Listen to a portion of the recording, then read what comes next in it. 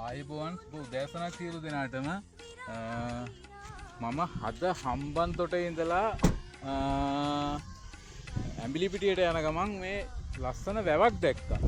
ඉතින් කාටත් බලන්නත් එක්ක මේ වැව පොඩි වීඩියෝ එකක් කරන්න තමයි දැන් බලාපොරොත්තු වෙන්නේ.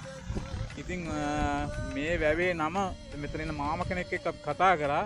මේ වැවේ නම කියනවනම් මේ වැවට කියන්නේ ඌරු සිටායව කියලා. ඉතින් ඉන්න ඕගලන්ට මම වීඩියෝ ටික දාන්නම් බලන්න.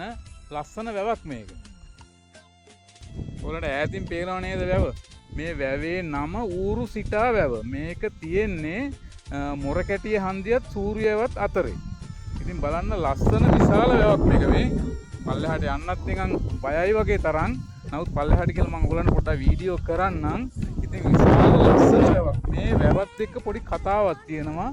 මේ ඌරු සිටා වැව කියන එකේ මාළු ඉතාම රසයිලු. මම දන්නේ නැහැ මෙතන ඉන්න මාමා කෙනෙක් එක්ක මම කතා කරා පොඩ්ඩක්. මේ මාමා කියනවා මේකට කියන අල්ලන මාළු කවදාවත් ඉතුරු වෙන්නේ නැතුළු. අල්ලනකොටම කවුරු හරි ඇවිල්ලා ගෙනියනවලු. ඒ තරම් මේ වැවේ මාළු රසයිලු. බලන්න ඕගොල්ලෝ කොහොමද කියලා. යන එන ගමන් බලන්න මේක තියෙන්නේ මොරකැටිය සහ සූර්යයව කියන අතර මග තමයි තියෙන්නේ. ලස්සන විශාල වැවක්.